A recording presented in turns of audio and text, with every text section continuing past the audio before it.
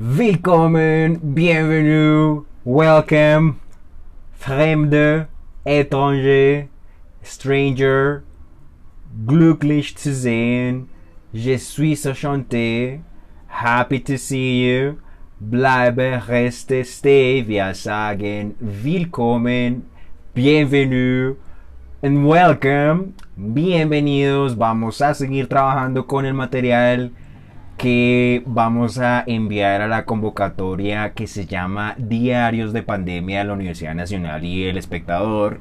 A ver si nos ganamos un espacio en el reputado repositorio de la Universidad Nacional. Tenemos plazo hasta enero del próximo año para enviar pues todo el material, así que bueno, estoy buscando también un realizador audiovisual, una persona que me ayude a hacer unas grabaciones, de pronto con videos, de pronto con imágenes, así que si alguien conoce de alguien, pues me hace el favor y me hacen saber. Estoy buscando con quién trabajar este material para enviarlo en un archivo así bien bacano, en un MP3 o en un archivo de video para que pues bueno, hacerlo llegar allá a los curadores de la convocatoria, a ver si nos ganamos el espacio ahí en el repositorio y también en el mismo espectador. Nos publicarían la obra de uno si la llegan a escoger. Entonces, bueno, seguramente habrá gente preparándose para eso, gente presentándose a esta convocatoria. En todo caso, si no nos la ganamos, pues seguimos trabajando, vamos a seguir escribiendo. Así que, pues bueno, aquí vamos a hacer el episodio 6. Es el episodio que se llama Génesis 11:9. Y con ese episodio culminamos los 3 episodios de la traducción de la Biblia. Al mismo tiempo vamos a empezar una serie de viajes a aquellos países en donde se hablan los idiomas que yo he estudiado y los idiomas que yo manejo. Vamos a ir a Estados Unidos, vamos a ir a España, vamos a ir a Alemania. Empezamos por los Estados Unidos porque fue el primer idioma extranjero con el que yo me involucré, el idioma inglés, y ese va a ser el episodio número 7. Así que seguimos dándole el fuego a los hombres, seguimos con los estudios de traducción, así que sigan nomás. Volvimos de un viaje a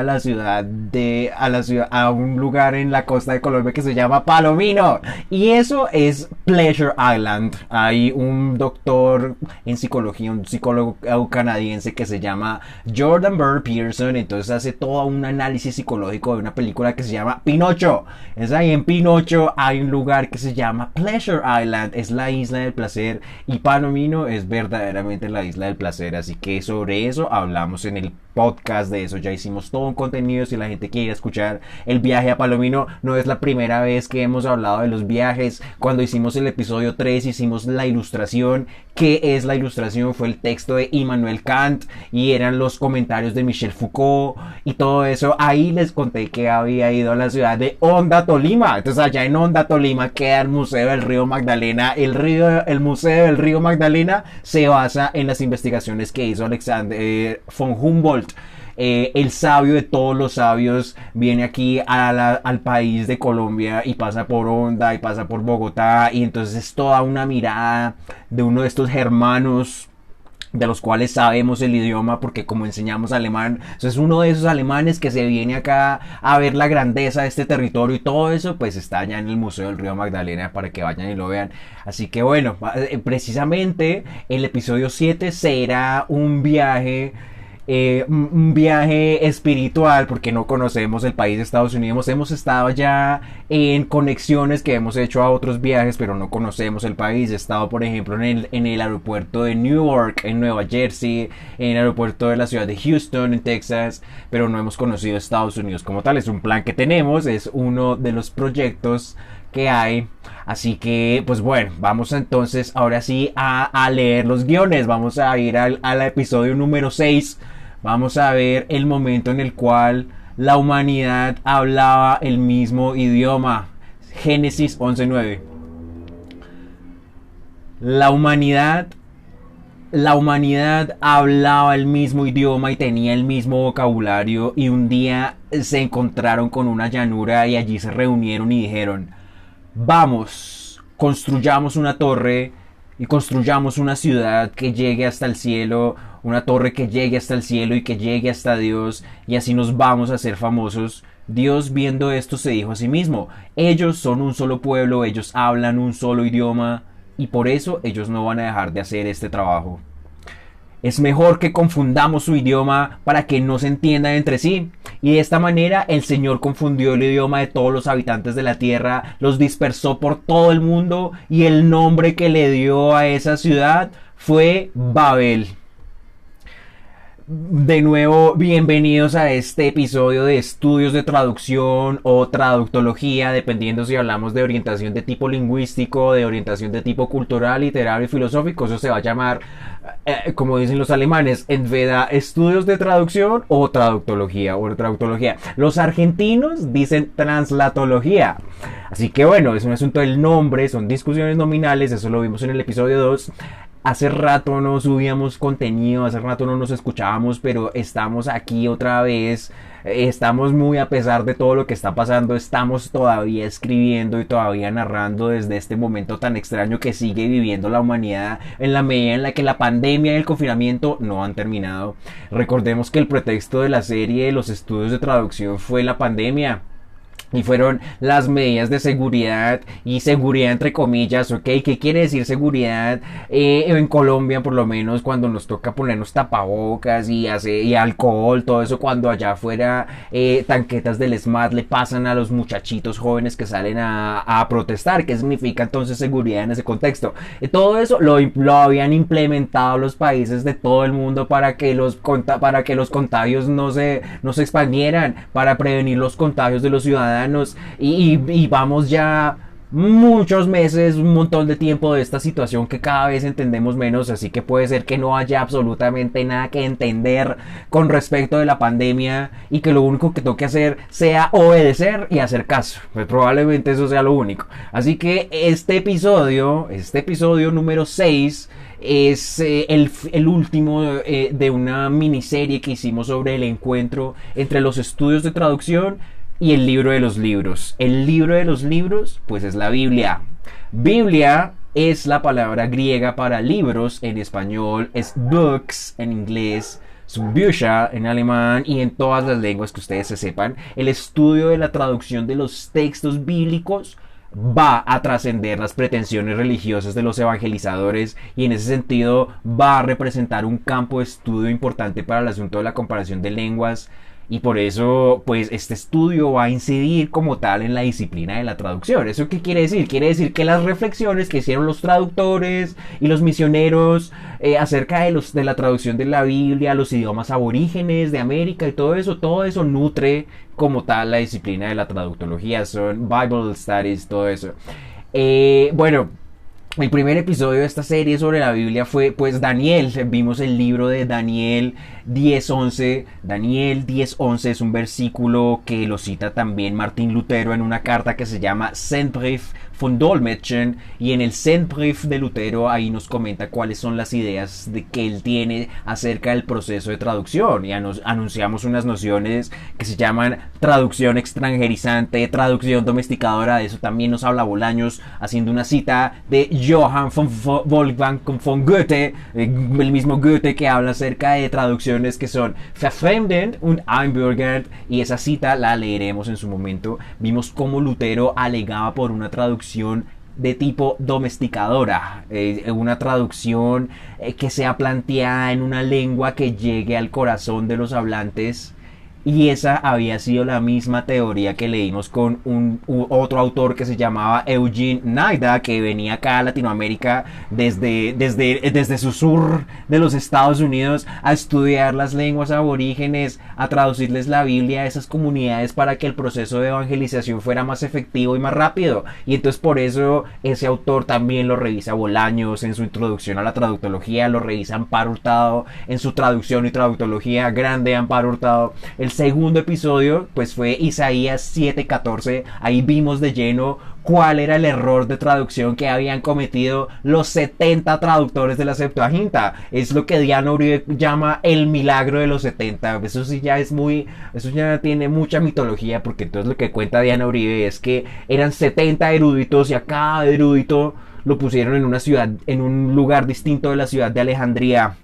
Y en la ciudad de Alejandría había una población que ya no hablaba a una población judía que ya no hablaba hebreo. Los judíos que estaban en ese momento en Alejandría ya hablaban era griego, y por eso había que hacer una traducción del Torá, del Antiguo Testamento, que fuera de hebreo a griego, y entonces, como los 70 traductores estaban separados unos de otros, cuentan que las traducciones que cada uno hizo fueron igualitas una a la otra. Entonces, bueno, eso ya es una mitología, un cuento que hay, pero lo cierto es que la Biblia Septuaginta sí que es algo muy importante cuando hablamos de la comparación de lenguas, precisamente por el asunto de que se tradujo de hebreo a griego.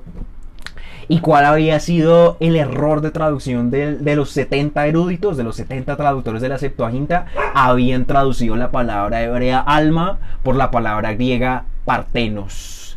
La palabra griega partenos en español significa virgen, y ya hemos citado bastante una película que se llama Snatch, Cerdos y Diamantes, de un director que se llama Guy Ritchie.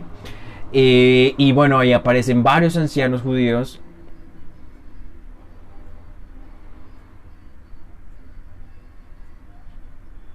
¿Qué pasó?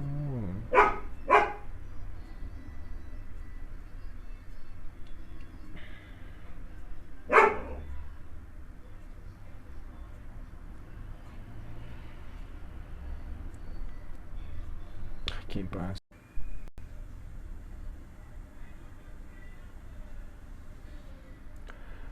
Volvimos, tuvimos un problema con la señal de internet, porque así estemos en la costa de Colombia o aquí arriba en las montañas, el internet es terrible, no tenemos buenas conexiones a internet, así que bueno, pues vamos a seguir entonces.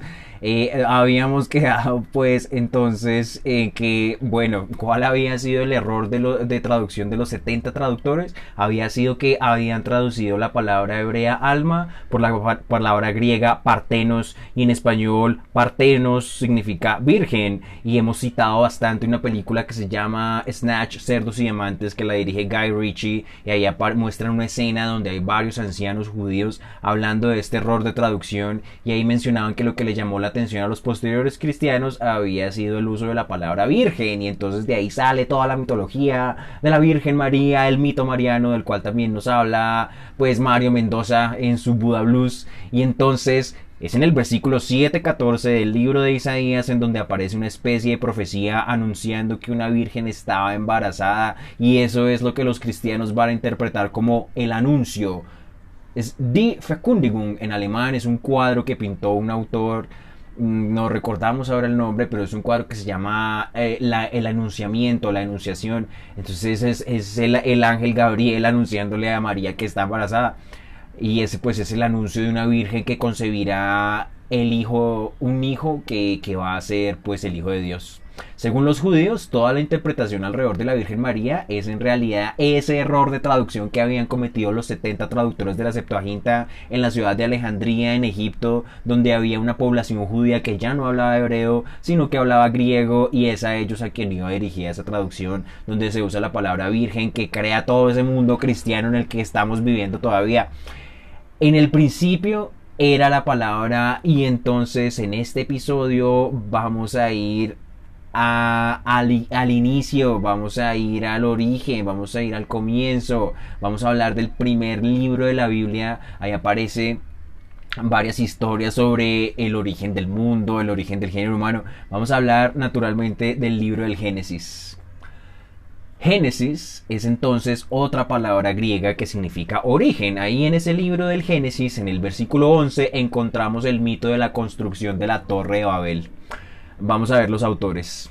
Hay una banda de pop sintético de los 80, se llamaban Scritti Politti, hizo parte de un movimiento que se llamaba New Wave en la Inglaterra en esos años, y después eso es un nombre político. Scritti Politti quiere decir más o menos escritos políticos. Según la controvertida Wikipedia, que no le sirve a los académicos, los miembros de la banda le pusieron ese título para hacer una alusión genérica a los textos de Antonio Gramsci.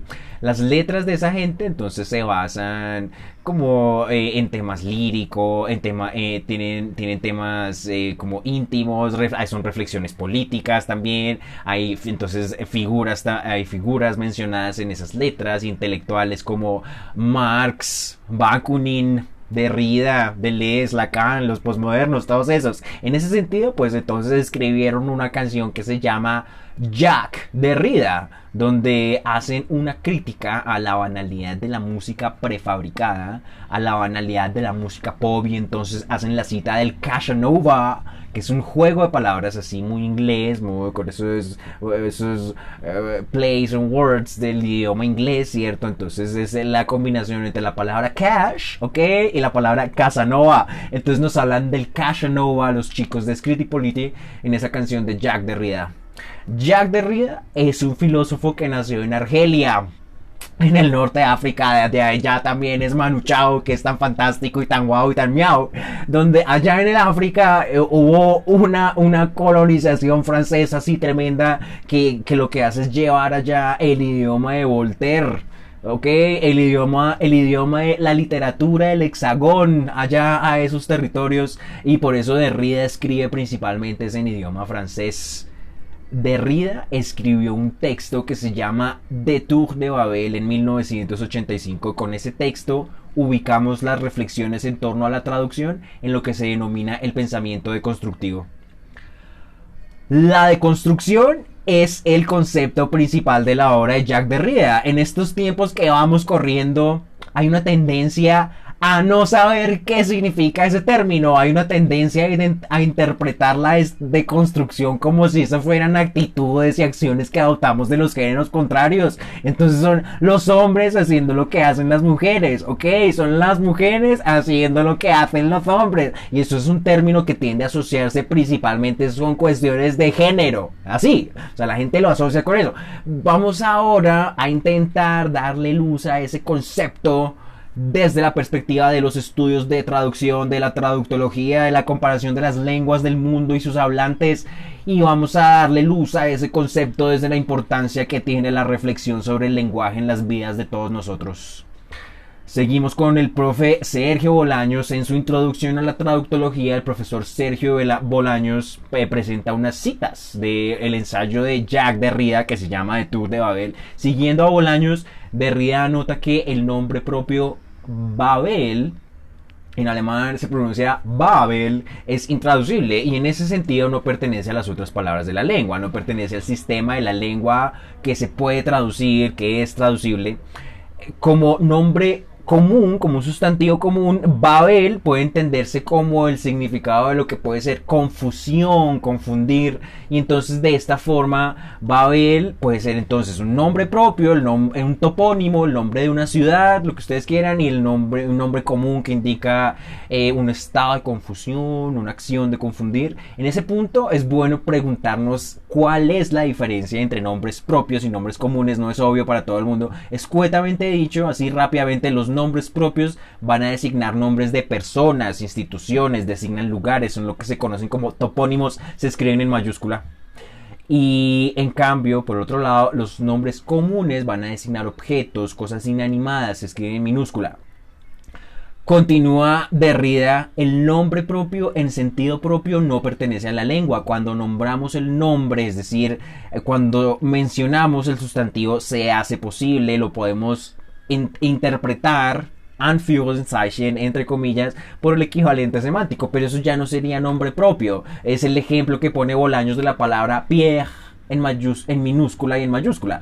Pierre en minúscula es un sustantivo común, y cuando lo traducimos a las otras lenguas, pues significa eso, significa piedra. En español, bueno, stone, rock, lo que ustedes quieran, Steine. Bueno, no sucede lo mismo con Pierre en mayúscula, porque pues eso no pertenece como tal a la lengua francesa, sino pertenecería más bien a la cultura francesa. Empieza a aparecer la diferencia entre Sprache y Kultur, lengua y cultura, de la cual se ocupa la profesora Conchita Otero brillantemente en su disertación para el doctorado, que se llama, pues, ¿qué es el Landeskunde? De eso habla Conchita ahí, de la relación entre lengua y cultura. Otro ejemplo de Bolaños es que Londres, por ejemplo, en español, Londres, pues no es London en inglés, no refieren a las mismas imágenes. Decir London en los contextos de habla inglesa, a decir Londres en los contextos de habla hispana, refieren a cosas distintas, no es lo mismo. En otras palabras, Derrida habla acerca de la indeterminación del sentido y del significado que tienen los nombres y los sustantivos. Quiere decir, los nombres, los sustantivos son indeterminados en cierta medida. Entonces por eso Derrida se pregunta, la pregunta filosófica por excelencia de las clases de idiomas. En inglés, una cita de un texto que se llama Difference in Translation.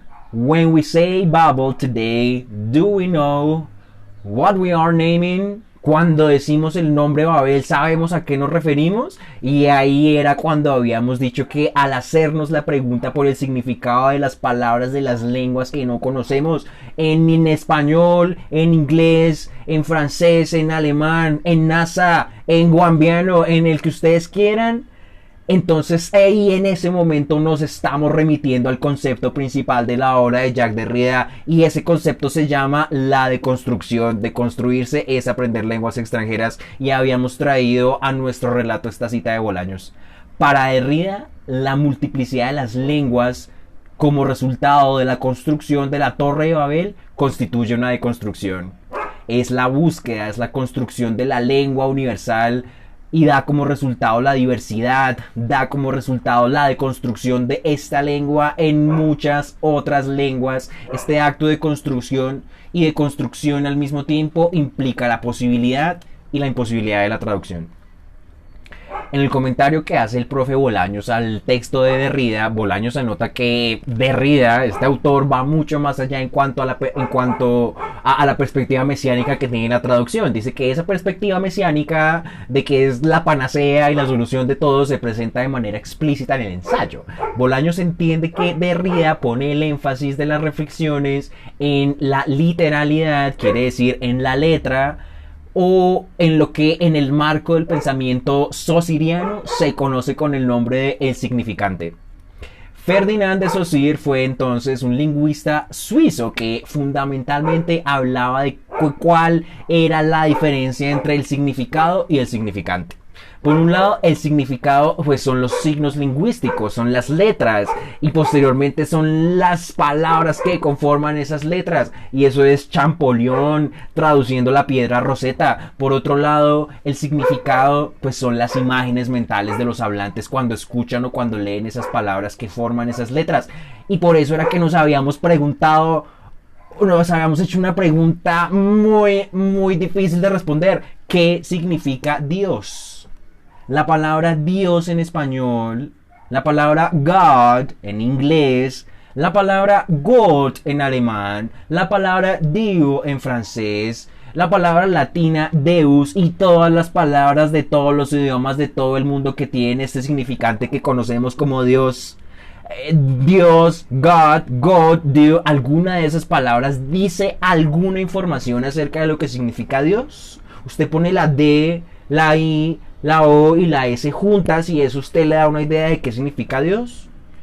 Una máxima en filosofía es que las palabras no son las cosas. En este sentido, Dios puede significar muchísimas cosas. Cada individuo va a recrear una imagen mental, va a recrear un significado distinto de cuando piensa en el sustantivo o en el nombre de Dios. Ahora, esto también pasaría con todos los sustantivos de las lenguas.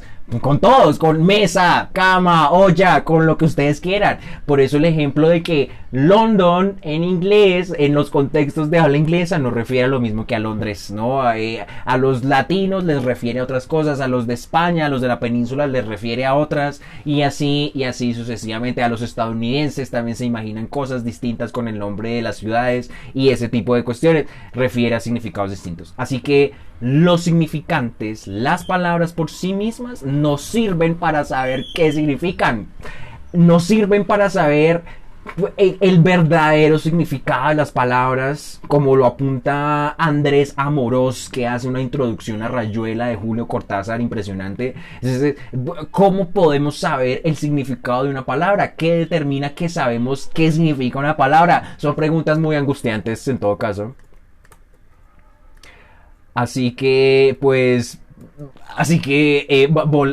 según Bolaños, esta indeterminación que tiene el sentido Es tremenda y es el inconveniente más importante que tiene esa perspectiva, porque solo concibe que el signo lingüístico es indisoluble en el lenguaje que está en estado puro. Ahora, este lenguaje que está en estado puro se va a presentar de forma inalcanzable, de modo que Derrida relativiza al máximo el valor que tiene el sentido. No sabemos qué es el lenguaje en estado puro, no sabemos cuál es esta lengua universal. Así que para Derrida la originalidad sería solo de carácter formal o expresivo y tiene que ver con el significante, con la letra y no con el contenido que tiene el significado. Es verdad que existe cierta indeterminación del sentido o del significado de los textos, de las palabras, pero si hacemos absoluta la posición de que eso es indeterminado, eso nos va a llevar al estado de intraducibilidad. Todo sería intraducible. Tampoco dudamos de las dificultades para, de alguna manera, asir el sentido y el significado de las palabras, pero no podemos llegar al sentido o al significado a menos que hermenéuticamente interpretemos el sentido. De todas formas, Derrida no era traductor de oficio, así que la parte práctica pues nos queda faltando. Terminamos diciendo que la propuesta deconstructiva de Derrida niega la posibilidad de la realización de la traducción como comúnmente la conocemos, es decir, la traducción que no solamente va a atender la letra del original, los significantes en pos de la literalidad, sino va a atender también a la traducción que busca el significado y el sentido del original.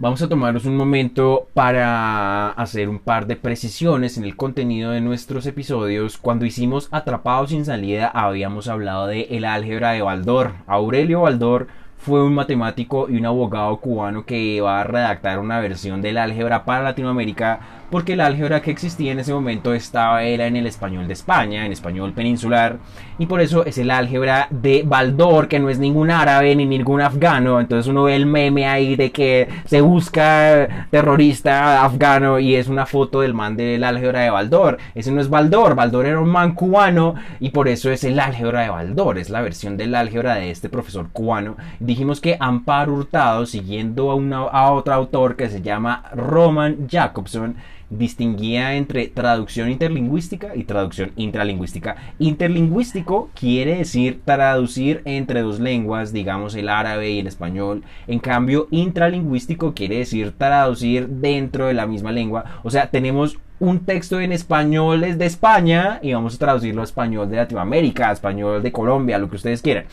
Pero no se cambia la lengua. Eso es lo que hace Baldor, creando su versión del álgebra para Latinoamérica. Si alguna cosa sería una traducción interdialectal, digamos. Así que, ese y perseguía un objetivo que era muy claro. Y lo que quería Baldor era, lo que quería el profesor Baldor era que la gente de aquí pudiera entender el contenido de ese libro y que ese contenido estuviera en un lenguaje familiar.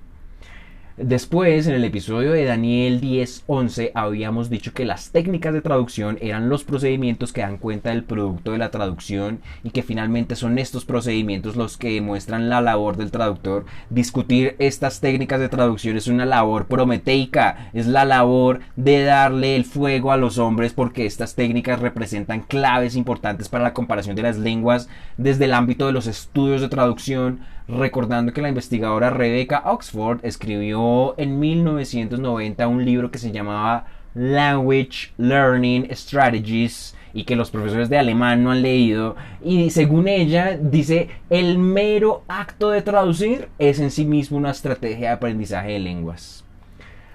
Continuamos con Amparo Hurtado. Pues hemos dicho varias veces que Hurtado de España sugiere que es conveniente distinguir método, estrategia y técnica de traducción. Para referirse a las técnicas, la investigadora citaba a los autores Jean-Paul Vinet y Jean d'Albernay. En 1958 van a escribir una estilística comparada, una stylistique comparée entre el inglés y el francés. En esta obra, partiendo de que la traducción es siempre posible, definen varias técnicas de traducción.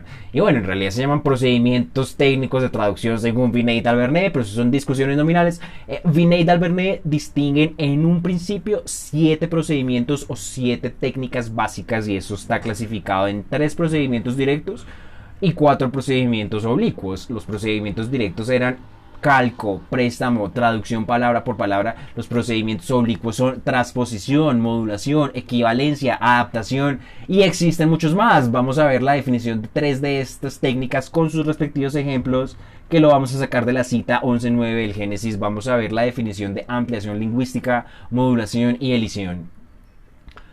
Una ampliación lingüística es cuando se añaden elementos lingüísticos que no están en el original. Según Hurtado, este es un recurso que suele ser especialmente utilizado en interpretación consecutiva y doblaje. Pues los españoles que hacen todo su homenaje al doblaje, ¿cierto? Por ejemplo, cuando traducimos el castellano al castellano, una expresión del inglés que dice no way, por la expresión en castellano de ninguna de las maneras. 2 significantes en contra de 5. En vez de traducirla por una expresión con el mismo número de palabras, digamos en absoluto. Eso es una ampliación lingüística. Otras técnicas eran las modulaciones. Una modulación es cuando se efectúa un cambio en el punto de vista, de enfoque o de la categoría de pensamiento. Pueden ser de tipo lexicales o estructurales.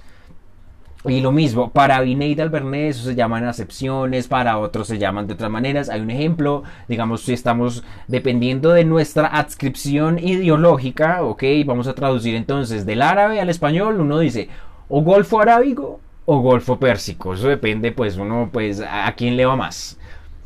Otro ejemplo es traducir el equivalente de vas a tener un hijo, que en árabe más bien se dice vas a convertirte en padre. Es la idea de ser padre, ¿ok? Sobre la idea de tener un hijo. Una elisión es cuando no se formulan elementos presentes en el texto original, se eliden precisamente. El verbo elidir es un sinónimo para omitir, eludir el mes del ayuno como oposición a solo Ramadán, por ejemplo, en una traducción del árabe. Para Vázquez Ayora eso se llama omisión, es una técnica opuesta a la amplificación. Después de toda esta teoría, vamos a ir un poco a la práctica, vamos a ver esas técnicas en uso, vamos a trabajar con textos paralelos en español y en alemán. Vamos a ver la primera oración del capítulo 11, de ese versículo del Génesis, la primera oración de ese versículo.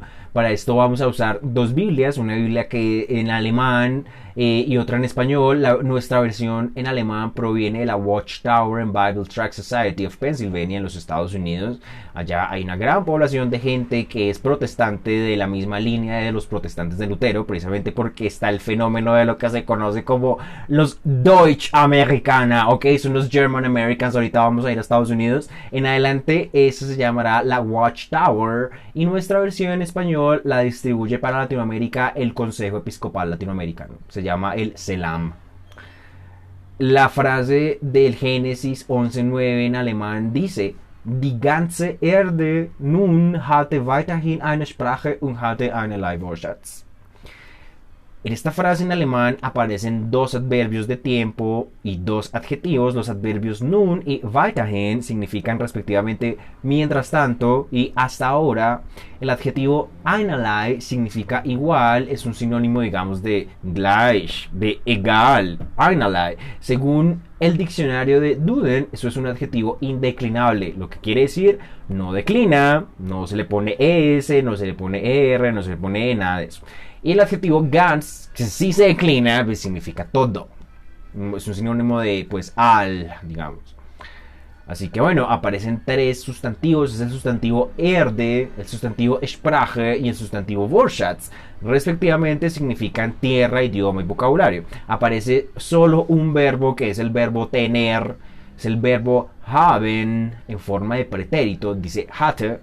Y la versión en castellano del CELAM dice: en aquel tiempo todo el mundo hablaba el mismo idioma. Empezamos a hacer el análisis. Ahora, el adverbio alemán nun se reemplaza por la construcción en castellano en aquel tiempo. Pueden haber 2 técnicas de traducción operando al mismo tiempo, porque en este caso tendríamos una ampliación y una modulación lexical. Por un lado dijimos que el adverbio nun, N-U-N, significa más o menos como mientras tanto, ahora, en este instante, pero la Biblia del CELAM lo traduce por en aquel tiempo. Ahora, mientras tanto, y en aquel tiempo tienen significados distintos, el significado varía en el aspecto temporal, ¿no? Mientras tanto es como acá en el presente y en aquel tiempo pues es en el pasado. Entonces, bueno, sería, ahí se modula el léxico. Por otro lado, el adverbio nun se expresa con un solo significante, es una sola palabra. En cambio, en castellano, ese adverbio se expresa en tres significantes, en tres palabras distintas. Entonces dice en aquel tiempo. El adverbio weiterhin se elide, es una elisión, en la versión en castellano no hay ninguna expresión que signifique hasta ahora, hasta ese momento. Eso se omite, no aparece en la versión que está en español. Eso sería una elisión, es una omisión. Dependiendo del autor que sigamos, eso se va a llamar elisión o se va a llamar omisión. El adjetivo ganz sí que se traduce literalmente por todo. Ahora, este adjetivo califica el sustantivo Erde, que con artículo femenino es la palabra alemana para tierra, die Erde. Es die ganze Erde, se traduce literalmente por toda, ¿no? Entonces dice, bueno, y aparte, otra técnica de traducción más es un cambio en el léxico, porque tenemos el sustantivo Erde en alemán y en español tenemos mundo. Pues ahí habría una diferencia entre lo que sería la Tierra y el mundo, pero bueno, eso sería entonces una modulación lexical, se modula el léxico. Por último, pues aparecen los sustantivos Sprache y Wortschatz, se traducen literalmente por idioma y vocabulario, aunque en la versión en castellano no tenemos Wortschatz, lo que quiere decir es una elisión, se omite.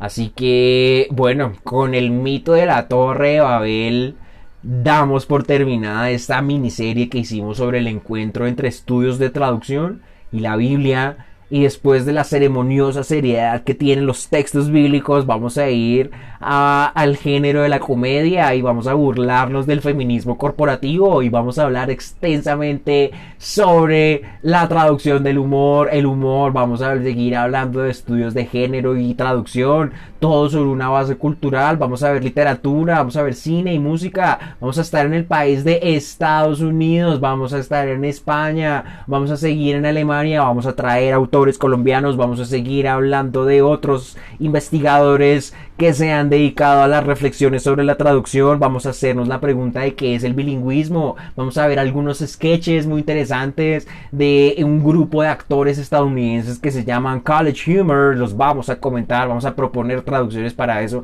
Vamos a ver un documental sobre los Skid Rows en la ciudad de Los Ángeles, allá en California, que desconocen muchos ciudadanos de ese país. Nunca han estado en Downtown LA y no conocen los Skid Rows. Vamos a hablar sobre las modalidades de traducción, vamos a hablar de todo eso, vamos a contarles la historia de un alemán que se llama Leo Siegfried Kopp y les vamos a contar qué tuvo que ver ese señor con la creación de la identidad colombiana.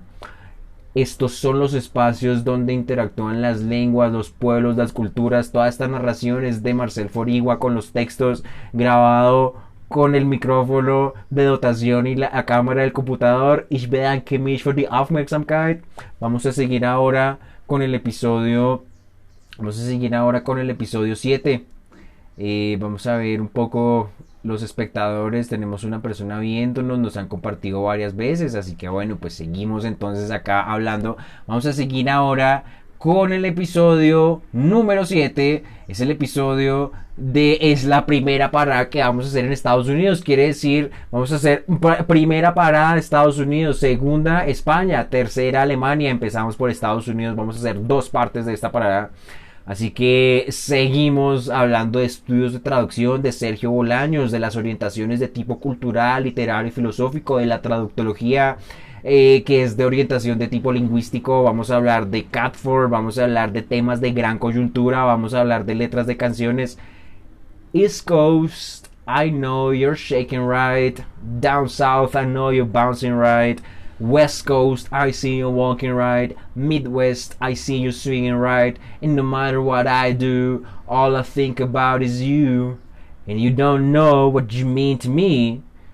Y con este verso del tema de Nelly y Kelly Rowland llegamos al país de Estados Unidos. Este tema se llama Dilema, ustedes lo habrán escuchado desde el año 2002, hace parte del álbum Nellyville. Empezamos con ese verso porque es un verso muy importante, es importante porque nos ubica geográficamente en lo que son las 4 regiones continentales de los Estados Unidos. Según la oficina del censo, hay 4 regiones continentales en los Estados Unidos. La oficina del censo es The Census Bureau, ¿cierto? Esas 4 regiones se llaman el Midwest. En español es el medio oeste, ahí están los llanos estadounidenses, ahí queda Illinois, queda Michigan, queda Kansas, queda Nebraska. De Nebraska es Penny de The Big Bang Theory. Después sigue el East Coast, es la costa este donde está la capital del mundo. Concrete Jungle, Where Dreams Are Made Of. Ahí es donde queda Nueva York, es ahí a la costa del este del territorio donde va a llegar también el barco de los peregrinos del Mayflower. Y son ellos los que fundan las 13 colonias, Massachusetts, Georgia, Virginia, todo eso. Más tarde, en el siglo XX, ahí mismo en Nueva York, del sur del Bronx, van a surgir para el resto del mundo los primeros versos y las primeras pistas de la música rap. Seguimos con el South, es el sur de los Estados Unidos, donde está en Texas, donde está Georgia, está Alabama y todos esos lugares. Todos esos nombres de esos estados nos remiten a la historia de la esclavitud y de la lucha por los derechos civiles. De eso nos va a hablar Ray Barretto, Martin Luther King, los versos de Billie Holiday, los linchamientos que eran de tipo legal, las frutas extrañas de los árboles sureños. Por último, queda el West Coast, es la costa oeste en donde está California.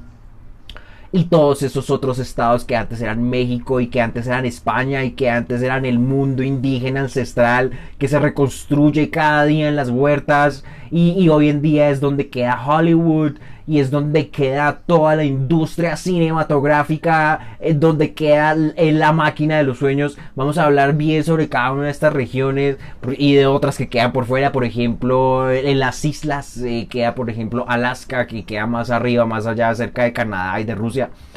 Vamos ahora con la traductología. Seguimos con Sergio Bolaños. Escribió Introducción a la Traductología, autores, textos y comentarios. Habíamos explicado que habían 2 orientaciones en la traductología, una orientación que era de tipo lingüístico y otra orientación que era de tipo cultural, literario y filosófico. El libro de Bolaños es una revisión de autores que han escrito sobre traducción. Esos autores los ubica Bolaños en cualquiera de esas 2 corrientes. Vamos con otro de los estadounidenses. Ya hemos visto a varios de allá. Por ejemplo, hemos visto a John Robert Anderson. Es un psicólogo. Escribió un texto que se llama The Architecture of Cognition en 1983. Ahí introduce la diferencia entre conocimiento declarativo y conocimiento procedimental. Eso lo cita también Amparo Hurtado en sus conferencias.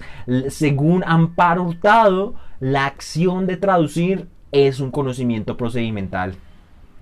Habíamos visto a Eugene Naida, que se venía desde su natal Oklahoma City para Latinoamérica a estudiar las lenguas aborígenes, para traducir el libro de los libros, para traducir la Biblia a estas lenguas aborígenes, para optimizar el proceso evangelizador y enseñarnos sus ideas en el idioma de nosotros, porque de otro modo no podríamos entenderlas, ¿sí o no? Tan bellos, gracias. Habíamos visto también a Rebecca Oxford con su Language Learning Strategies, que decía que el mero acto de traducir en sí mismo era una estrategia de aprendizaje de lenguas extranjeras. Todos ellos son estadounidenses. En el año de 1965, el autor John Conison Catford escribió un libro que se llama A Linguistic Theory of Translation, an Essay in Applied Linguistics. Ahí define la traducción como el reemplazo del material textual en una lengua por material equivalente en otra lengua. Definición amplia pero no vaga según Catford en Bolaños. Catford también es estadounidense, es de origen escocés, de la Universidad de Michigan en el medio oeste. Allá fue el director de una cosa que se llamó el English Language Institute. Siguiendo a Bolaños, el interés investigativo de Catford se centró en la teoría de la traducción, la fonética, la enseñanza y el aprendizaje de segunda lengua, lo que en inglés se conoce como second language learning. El problema central de la obra de Catford entonces es responder la pregunta: ¿qué es la traducción? Ahora, Catford se adscribe a la orientación de tipo lingüístico, al igual que otros autores que hemos venido citando. Se van a dedicar a discutir el concepto de equivalencia. Por ejemplo, vimos como Eugene Naida era uno de los traductores bíblicos. Naida proponía, por decirlo de alguna manera, un tercer método de traducción. Dijimos que el método era, entre comillas, la opción global que recorre el texto, entre comillas, porque eso es una cita de Amparo Hurtado, así le dice Amparo Hurtado, le dice la opción global tiene que ver con la manera de traducir todo el texto completo y no con la manera de traducir elementos puntuales y específicos de los textos. De eso se van a encargar más bien son las técnicas de traducción. Así que vimos como el método podía ser un método libre, idea por idea, o un método literal, palabra por palabra, y eso lo citaba también el autor que tiene el nombre sagrado. Lo traducía San Jerónimo y decía Ich gebe nicht nur zu, sondern bekenne ich mir und so weiter und so fort. Es una cita de San Jerónimo en Bolaños. Porque es el nombre sagrado, porque hieros en griego significa sagrado y nimos es nombre. De ahí sale también jeroglífico, es la escritura sagrada de los egipcios. Era la dicotomía entre traducir literal o traducir libremente. A eso Naida le agrega un tercer método que le va a llamar traducción por equivalentes cercanos. Ahí está la noción de equivalencia. Y se pregunta, ¿qué le suena más natural al hablante? Eso es lo que se pregunta Naida, y así con esa pregunta resuelve varios de los problemas de traducción que se encuentran los misioneros cuando están traduciendo la Biblia a los idiomas aborígenes. Así que Catford también se dedica a discutir esta noción de equivalente, de equivalencia. Vamos a leer a Catford. Según Catford, la traducción es una operación lingüística. En esta operación se sustituye un texto de una lengua por un texto de otra lengua. Ahí se usa la metáfora del verbo sustituir. Al tratarse de una operación lingüística, el estudio de la traducción se debe apoyar en una teoría general del lenguaje. Según Bolaños, Catford había trabajado anteriormente en Escocia, en la Universidad de Edimburgo, y allá seguía la teoría general del lenguaje que había planteado un autor que se llamaba Michael Alexander Kirkwood Halliday, el famoso Halliday, que también había estudiado con John Rupert Ford, otro lingüista inglés que era también muy reconocido. Catford retoma a Halliday en la propuesta y entonces dice: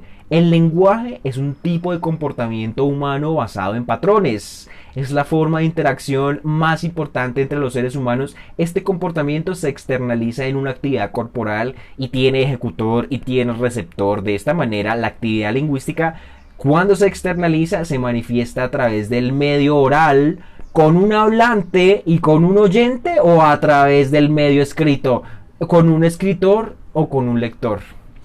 Y con esa cita de Catford, ladies and gentlemen, aparecen las 4 habilidades del lenguaje. Die 4 Sprachfertigkeiten: hablar, oír, escribir, leer. The 4 language skills: las 4 habilidades que el marco común europeo en su arrogancia ya resolvió. ¿Cómo es que se transmiten de persona a persona? Ellos ya resolvieron eso según ellos. Eso después vamos a hablar bien del marco común europeo, del GER, a ver qué es lo que tanto monta esa gente. En esa actividad lingüística, entonces, hay objetos, hay eventos, hay relaciones que hacen que los hablantes produzcan ciertos movimientos vocales y no otros. El lenguaje también es comportamiento, y al ser comportamiento está relacionado también con el ámbito de la psicología. Y por eso Freud habla harto del surgimiento del lenguaje en los niños y todo eso. Se relaciona con objetos, con eventos involucrados en la situación de habla. Siguiendo a Catford, el comportamiento y la relación de los objetos y eventos de la realidad son extralingüísticos. La actividad vocal se manifiesta en la sustancia fónica, y la actividad con la cual se relaciona sería una situación, un contexto. El lenguaje es entonces la organización y los patrones que se imponen a estos dos tipos de sustancias. El lenguaje sería entonces fundamentalmente forma y no sustancia, según Catford en Bolaños. Al hacer abstracciones de estos eventos lingüísticos, se organizan en diferentes niveles. El nivel que corresponde a la sustancia del medio oral se llama sustancia fónica. El nivel que corresponde a la sustancia del medio escrito se denomina sustancia gráfica. Y ambas sustancias, fónica y gráfica, tienen una contraparte lingüística que en el ámbito académico y universitario, pues eso se conoce como fonología y grafología.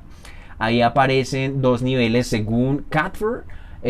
pues hay otros niveles también. Aparece, por ejemplo, el nivel de la gramática, el nivel del léxico, que tiene que ver con los significados contextuales o el contexto propiamente dicho. Según Catford, la oración es una unidad gramatical.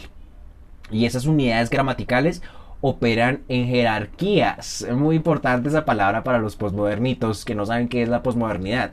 Define también el concepto de sistema. Dice, un sistema es un conjunto finito de alternativas entre las cuales se debe escoger.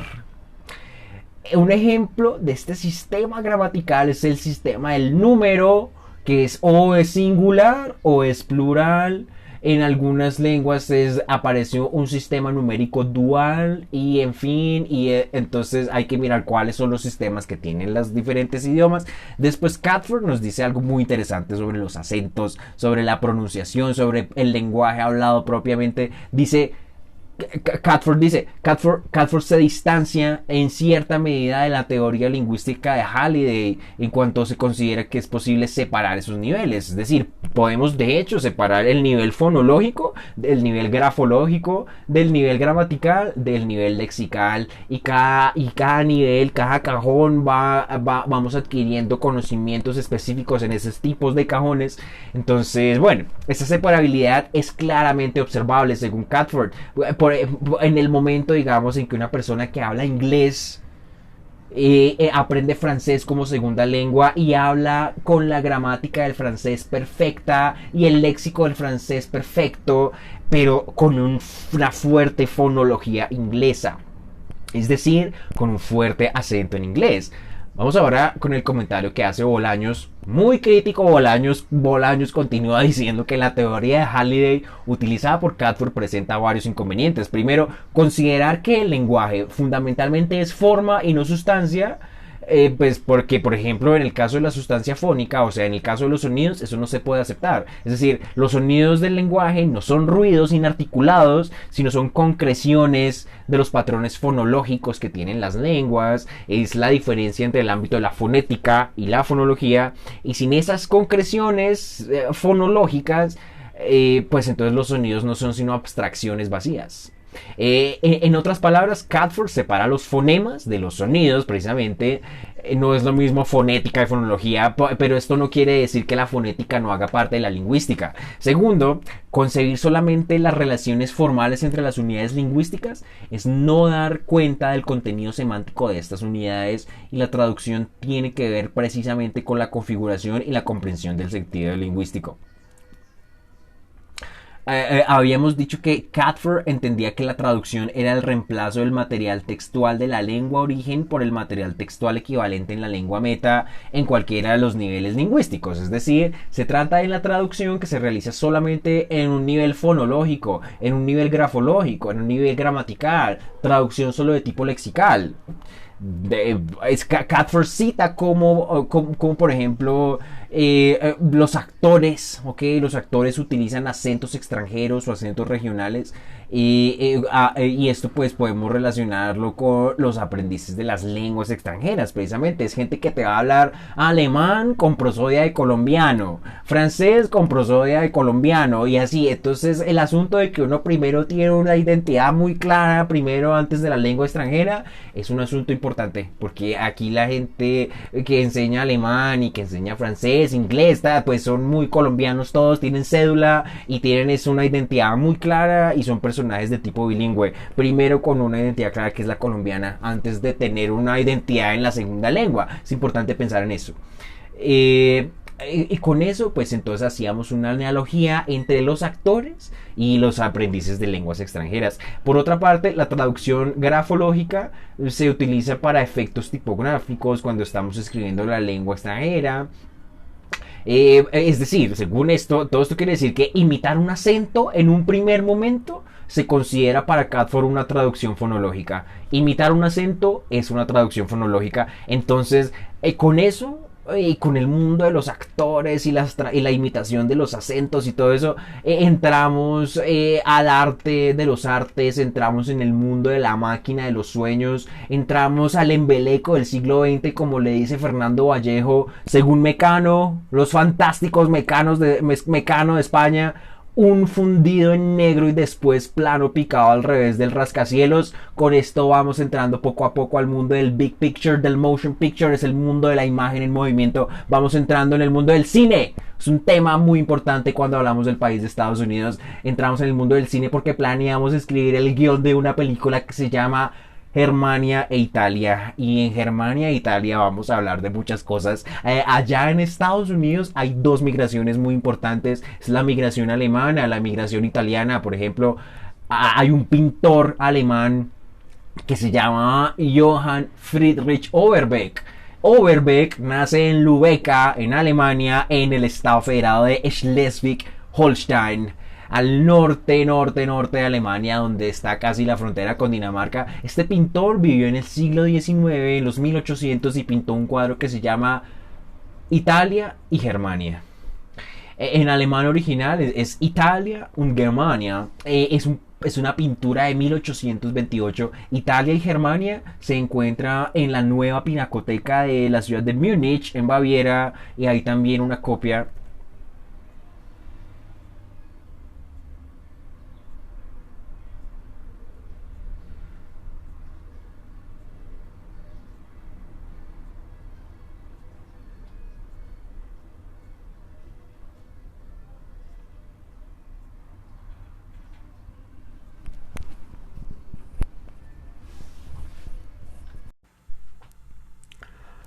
Hay también una copia en la colección estatal de arte de Dresden, en el estado de Sajonia. Según el texto de la nueva pinacoteca de Múnich, cuando surgió la idea de este cuadro, tanto Italia como Alemania eran dos conceptos exclusivamente culturales y geográficos para designar un montón de regiones que estaban repartidas en diferentes reinos y principados en lo que era, o en lo que es la región del centro y del sur de Europa. Esos momentos históricos se conocen con el nombre de Confederación Germánica, pues en alemán sería Deutscher Bund, en italiano es el Risorgimento, es el resurgimiento italiano, es la unión germánica, las cuales van a dar origen a lo que conocemos como los países de Alemania e Italia. Más o menos en los años 1860 y 1870 va a surgir por un lado el Estado Nacional del Reino de Italia y por otro lado va a surgir el Imperio Alemán, y eso es Otto von Bismarck, y son todas las historias del canciller de hierro, la revolución industrial, la industrialización en Alemania. El cuadro muestra a dos mujeres sentadas sobre la banca de una terraza y detrás aparecen dos paisajes. La mujer al lado izquierdo tiene los cabellos oscuros, lleva en la cabeza una corona de laureles. La mujer al lado derecho tiene el cabello rubio, rodeado de flores. Y ambas mujeres aparecen inclinadas una hacia la otra de forma afectuosa. Son dos mujeres que se dan la mano. A la izquierda vemos un típico paisaje italiano con riscos, a la derecha vemos una ciudad de un inconfundible estilo gótico y alemán. Y con el cuadro de Overbeck empezamos a hablar del feminismo disidente, empezamos a hablar de nombres importantes dentro del movimiento feminista como Christina Hoff Sommers, Camille Paglia, Roxana Kramer. A todas ellas ya las hemos mencionado, a todas ellas las vamos a seguir viendo, vamos a seguir comentándolas todas. Son muy importantes, tienen cosas muy importantes que decir acerca de la forma en que el feminismo ha procedido en los últimos 30 años. Estamos hablando de escritoras que desarrollan la base de su pensamiento y sus críticas al movimiento feminista en los años 90. Y esas ideas aún hoy en día impactan, aún hoy en día generan controversia. Por lo cual resulta también significativo entender cuáles son las ideas de estas mujeres tan asombrosas y tan tremendas que se han atrevido a criticar el feminismo hegemónico y a los ideólogos que se han tomado el pensamiento de las universidades y por lo tanto el pensamiento de la sociedad. Y bueno, ¿y cómo les parece a ustedes que el idioma que ellas usan para pensar y discutir todos estos asuntos? Pues es el inglés, así que una ventaja muy grande tienen las personas que pueden entender ese idioma. Según ese feminismo hegemónico, el patriarcado parte fundamentalmente de las diferencias propias de género, con lo cual se crea una situación de desventaja, se cree que hay unas relaciones de poder de parte de los hombres para oprimir a las mujeres. Ahora, existe más de una interpretación del feminismo y una de esas interpretaciones es el feminismo disidente. La verdadera disidencia es Christina Hoff Sommers con sus apellidos alemanes, sapeando todas esas cosas que pasaban al interior de los campos universitarios estadounidenses, con su anécdota del mini rape, por ejemplo, Camille Paglia, mujeres como Paglia con sus apellidos, su mamá y sus 4 abuelos italianos, que se llama a sí misma a dissident feminist, defendiendo una postura individualista y radical. Por eso hablábamos del cuadro de Overbeck, porque el cuadro de Overbeck son los imaginarios de Alemania y de Italia y después pues las respectivas migraciones que van a tener en los Estados Unidos. Esas dos pensadoras vienen de esas dos migraciones, de la migración alemana e italiana. Mujeres como Roxana Kramer de Argentina, también con su apellido germano de origen judío. Kramer divulga los excesos, las falacias que el feminismo hegemónico de la mayoría de los países del mundo defiende y legisla con eso, ¿sí? El año pasado Roxana Kramer sacó un libro con un título pues directo, el patriarcado no existe más. Valdría mucho la pena conseguir El patriarcado no existe más, leerlo y ver qué nos dice Kramer, también con sus nombres alemanes acerca de por qué ya no hay un patriarcado en los países occidentales. En el año de 1994, un programa estadounidense que se llamaba Think Tank invitó a Christina Hoff Sommers y a Camille Paglia a una entrevista. Esa entrevista la dirigió Ben Wattenberg y también es de apellidos alemanes. Esa entrevista tiene igualmente otro título contundente. Ese título es una pregunta. Esa pregunta es: ¿Has feminism gone too far? Y entonces, pues acuérdense que habíamos dicho que para no caer en sesgos, habíamos invitado también a otras personas a traducir el título de esta entrevista. Nos habíamos hecho la pregunta de si para poder traducir contenido sobre feminismo había que ser feminista. El título de la entrevista, así en colombiano, pues quiere decir más o menos ¿se le fue la mano al feminismo? Y lo que responden Hoff Sommers y Paglia es que efectivamente sí se le ha ido la mano al feminismo y mencionan prácticas deshonestas como la falta de rigor científico de algunos estudios, es decir, lo que se sabe y lo que no se sabe sobre el sexo, sobre la biología. Es que directamente dicen, o sea, muchos de esos que escriben y publican en lo que se conoce como gender sciences y esos no son académicos, no son científicos, no son nada de eso, son ideólogos. Así dice Jordan Peterson, por ejemplo, de Judith Butler, que escribió, hace un poco escribió La fuerza de la no violencia. Pues el último libro de Judith Butler es La fuerza de la no violencia. Judith Butler es la de la teoría queer, ¿ok? Es ella la que empieza con el cuento de lo queer y eso es Judith Butler. Y Judith Butler no hacía sino leer a Foucault, por ejemplo. Christina Hoff Sommers se va a encontrar con el profesor Jordan Peterson y van a discutir todas estas cosas. Peterson se va a encontrar con Paglia también. Así que, pues bueno, ahí vemos todas estas críticas. Por ejemplo, Hoff Sommers menciona también cómo muchos de esos estudios, de esos papers, se citan entre ellos, no se citan afuera de la comunidad de Gender Sciences y otras comunidades, no citan a los de estudios de género, se citan es entre ellos. Mencionan la poca disposición al debate que tienen muchas de esas feministas. Y por último mencionan una práctica deshumanizante y tremenda que se conoce con el nombre de scratching. Think Tank es un programa que lo conduce el AEI, es el American Enterprise Institute, es el instituto de la empresa americana en Washington, ok, así que esos son pues los conservadores de Estados Unidos. Consideremos la siguiente pregunta: para poder traducir literatura, artículos y otros contenidos feministas, ¿se debe ser feminista? La persona que traduce textos feministas es por lo tanto una persona que sigue el discurso del feminismo. El texto 10 días que estremecieron el mundo, en inglés 10 Days That Shook the World, es un libro del periodista estadounidense John Reed. Este libro es de 1919, ese libro es el testimonio, es la crónica de los acontecimientos de la Revolución Rusa durante el mes de octubre de 1917. Ese libro fue traducido al español por Ángel Pumarega para la editorial argentina Alta Torre. Tanto Reed como Pumarega son militantes comunistas. Por un lado, el autor John Reed, originario de la ciudad de Portland, en Oregon, el paraíso de los woke, se va a ir para Rusia a hacer el cubrimiento periodístico de la revolución y allá va a conocer a Lenin y va a conocer a todos los principales dirigentes de ese momento. Por otro lado, Ángel Pumarega, un español, va a fundar el Partido Comunista Español y entonces va a traducir los libros de Trotsky y de autores por ese estilo. Así que vemos cómo esto es un ejemplo de una obra concebida por una persona cercana al comunismo, la traduce otra persona cercana al comunismo, si no fuera de otra manera.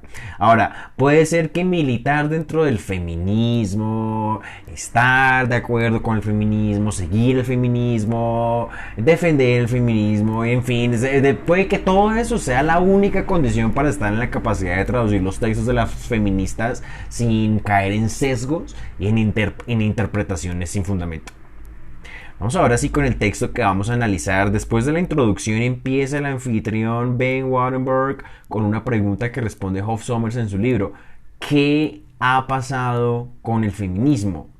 Hoff Sommers responde en inglés original. Dice: The orthodox feminists are so carried away with victimology, with the rhetoric of male bashing, that it's full of female chauvinists, if you will.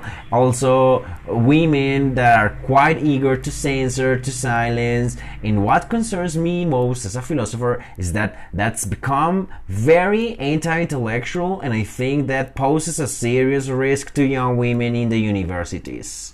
Ok, bueno, es que ya con esto tenemos, les quiero decir, vamos a traducir así pues a la vista esta intervención de Hoff Sommers. En español diría: las feministas ortodoxas se han dejado llevar de la victimización, se han dejado llevar de una retórica de odio hacia los hombres, es una especie de chauvinismo femenino, digamos. También es decir, son mujeres con ganas de censurar, de silenciar, y lo que más me preocupa como filósofa es que esto se ha vuelto tan antiintelectual que veo en ello una seria amenaza para las mujeres jóvenes de las universidades. Esto es del año de 1994, ¿ok?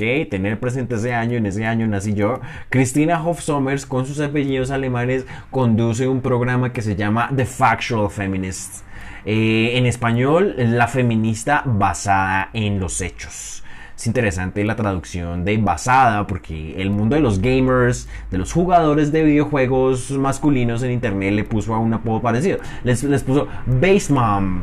En todo caso, la palabra based en la jerga juvenil de hoy en día es un adjetivo positivo, es algo muy bueno, es algo cool. El mexicano lo traduce por basado. Ojalá eso no llegue al colombiano. Qué pereza escuchar esa palabra basado. No vayan a empezar a decir la palabra basado para decir cool o chévere. No vayan a empezar a decir, uy, eso es muy basado. Ay, por favor, no vayan a hacer eso.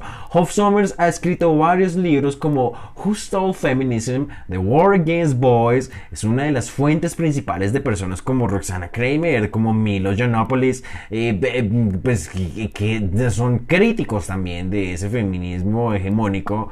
Hoff Sommers era, ok, muy importante el era, sí, porque Hoff Sommers era profesora de filosofía en la Universidad de Clark, y pues ¿cómo les parece? Igual que Peterson, pues ya no da clases, sí, eran profesores, ya no son profesores. Es importante la razón por la que Peterson y Hoff Sommers ya no son docentes universitarios. Después discutimos eso con más profundidad. Hoy en día el American Enterprise Institute contrata a Hoff Sommers para hacer conferencias, para hacer programas de televisión. Eso es lo que se conoce como un think tank, ¿sí? Un laboratorio de ideas. Así se llama también el programa que conduce Wattenberg, donde aparecen Hoff Sommers y Paglia, se llama Think Tank. Es un instituto de investigación, un laboratorio de ideas. Es el AI, investigan sobre política, sobre economía, sobre bienestar social. Ellos también producen pues el canal de YouTube de Christina Hoff Sommers, que se llama The Factual Feminist. Vamos ahora con Paglia y su inflamatoria personalidad italiana. En inglés dice: I have been an ardent feminist since the rebirth of the current feminist movement. I'm on the record as rebelling against my gender role as being an open lesbian and so on. In the early 1960s, I was researching Amelia Earhart, who for me symbolized the great period of feminism of the 20s and 30s, just after women won the right to vote. Vamos a traducir estas frases. He sido una una ardiente feminista desde el renacimiento del movimiento feminista actual.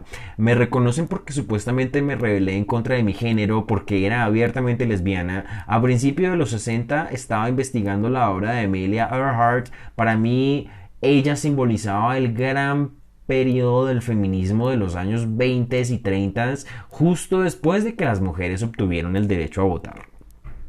A Camille Paglia aguanta dedicarle pues un solo episodio porque es todo un personaje, así que pendientes de eso. Vamos a traer a Amparo Hurtado y sus técnicas de traducción para hacer el respectivo análisis de estas traducciones que estamos proponiendo. Vamos a ver la definición de modulación, ampliación lingüística y amplificación. Una modulación es cuando se efectúa un cambio de punto de vista, de enfoque o de categoría de pensamiento en relación con la manera en la que se formula en el texto original. Eso puede ser una modulación de tipo léxico o modulación de tipo estructural. Eso coincide con lo que Vinay y Dalbernet llaman acepción al traducir, digamos, no sé, cuando uno dice vamos a traducir del árabe al español, entonces decimos Golfo Arábigo o decimos Golfo Pérsico. Escoger uno, escoger el otro, tiene que ver con una descripción más bien de tipo ideológico. Es decir, el equivalente árabe también de la frase vas a tener un hijo, se dice más bien es vas a convertirte en padre, ¿sí? Es la idea de ser padre sobre la idea de tener un hijo. Sí, más importante ser papá que tener hijos. Ampliación lingüística. Una ampliación lingüística es cuando se añaden elementos lingüísticos que no están presentes en el original. Es un recurso que suele ser especialmente utilizado en interpretación consecutiva y doblaje. Por ejemplo, al traducir al castellano la expresión inglesa no way por la expresión en español de ninguna de las maneras. Digamos, en vez de utilizar una expresión que tenga dos palabras igual, que diga no way, digamos en absoluto, por ejemplo.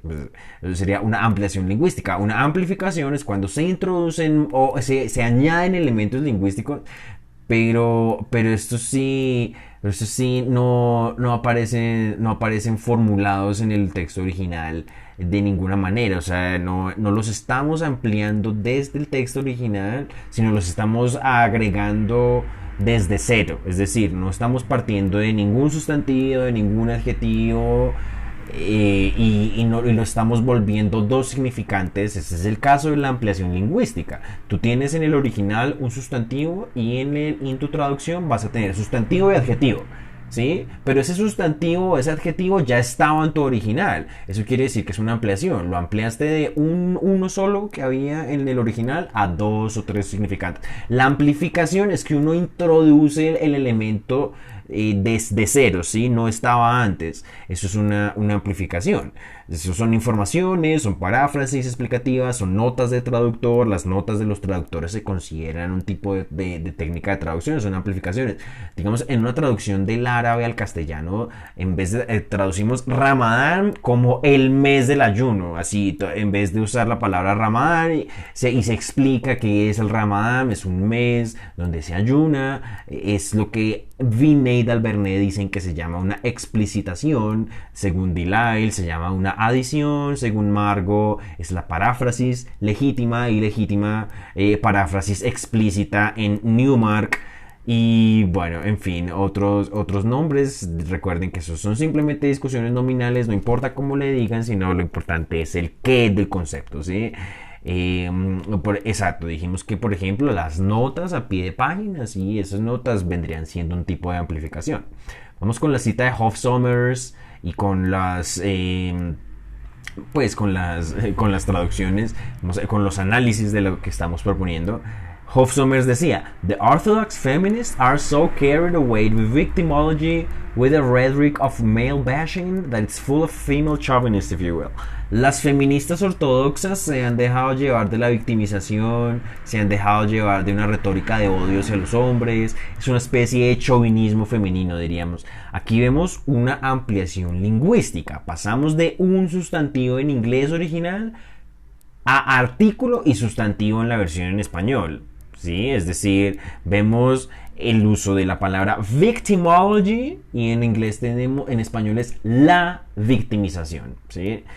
Es decir, no hay artículo, no dice the victimology en el inglés original, Pero en español sí que decimos la victimización, sí se usa el artículo.